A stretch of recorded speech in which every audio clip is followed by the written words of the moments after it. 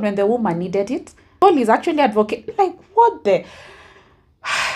Then Deuteronomy 22 verse 13 to 21, the whole idea of virginity. Deuteronomy 22, just the whole chapter, it just has its own issues. Why is women's purity, and you'll hear virginity being mentioned over and over and over again in the Bible, including Mary. We're being reminded that she's a virgin. Why is women's purity such a concern to you?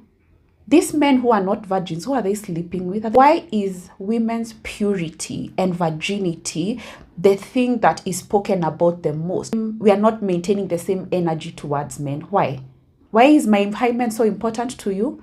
And that's why you're finding in fundamental Christianity, we're even having girls vowing to be celibate to their dads to remain pure for their husbands until marriage. Is the same husband keeping his virginity for you? Keeping the same energy for a man? And then you're having in the Bible over and over again women being told, she was a virgin, she was pure. Why is my virginity or lack thereof your business, any of your business? Why is a woman's purity any of your business? Deuteronomy 22 verse 28 to 29, where a woman has to marry her grapist. This is not even the second grape, this is the third grape. Can you imagine a woman has been violated? And you know that still goes on in the world, in certain parts of the world, right? A woman is violated. A woman's virginity and her purity and her actions is tied to the family's honor. Her being violated dishonors the family in as much as it's not her fault.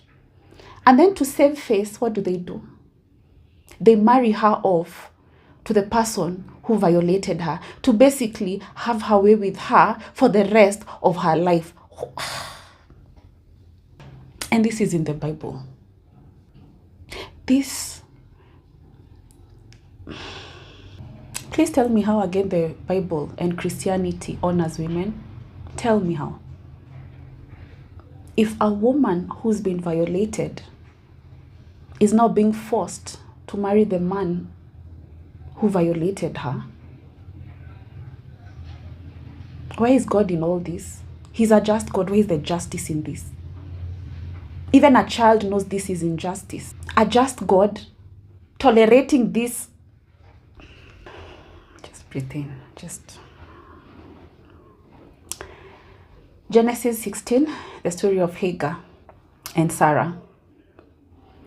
This is a woman essentially also violating another woman, because Hagar was a slave. The thing that I do not like about this specific story is, obviously a slave is seen as property. So you can have your way with a slave. You can quite literally do anything to a slave. And Sarah thought to offer her slave to the husband.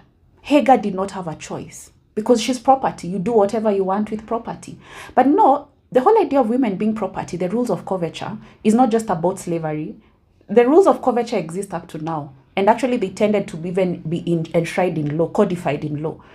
But now it's more a mentality than anything. That, you could beat up your wife. There was even nothing like marital rape because she's your wife. I remember a bill on marital rape was in parliament in Kenya. I forget the specific parliamentarian, but this parliamentarian, who obviously was a man, was like, how can I rape my wife? I paid dowry for her. What nonsense is this? Women were seen as property. And I know here I'm talking about Hagar, who was an outright slave. But really think about it. Really think about it. It does not matter whether you are an outright slave. A woman has always been treated as a tool. And the Bible, this book codifies it. This book tolerates this nonsense. And you're telling me the Bible is protecting women? Christianity is protecting women? Where? How? Why couldn't God stop Sarah? Yes, I know, again, it's a woman violating a woman. Yeah, a woman and her husband. But still, how could God tolerate? I'm trying. I'm really trying, guys. I'm really trying. Then, of course, there's 1 Timothy 2:11 to 15, where a woman is essentially told to shut up. She should remain subservient because she was created after a man. She's the one who the devil tricked. So, she's the author of sin. A woman is the author of sin. This is just misogyny codified in. Anyway, Then in John, the stoning of the prostitute. My question is this. The thing I hate specifically about this story, where the people brought this prostitute to Jesus. Jesus was like, he has no sin to cast the first stone.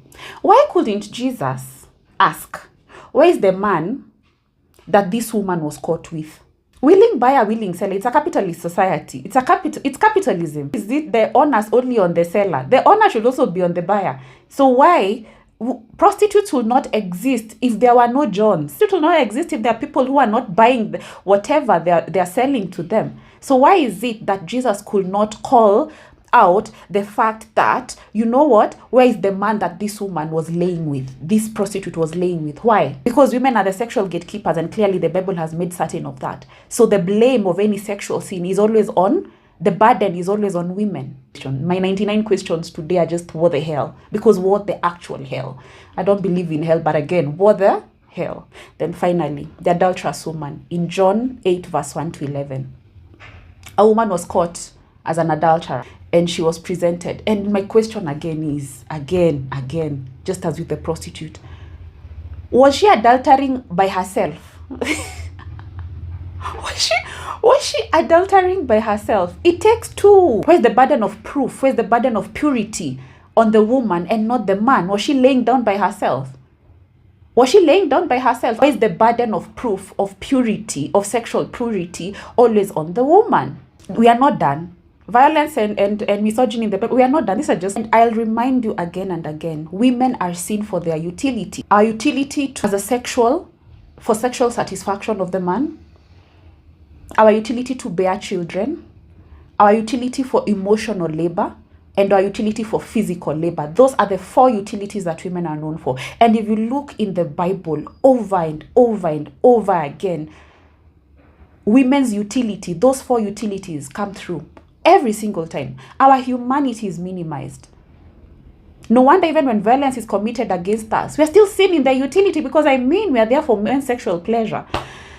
Let me end this video. I'm mad. I'm pissed. And it's too early in the morning to be pissed. How? What the hell? What the actual hell?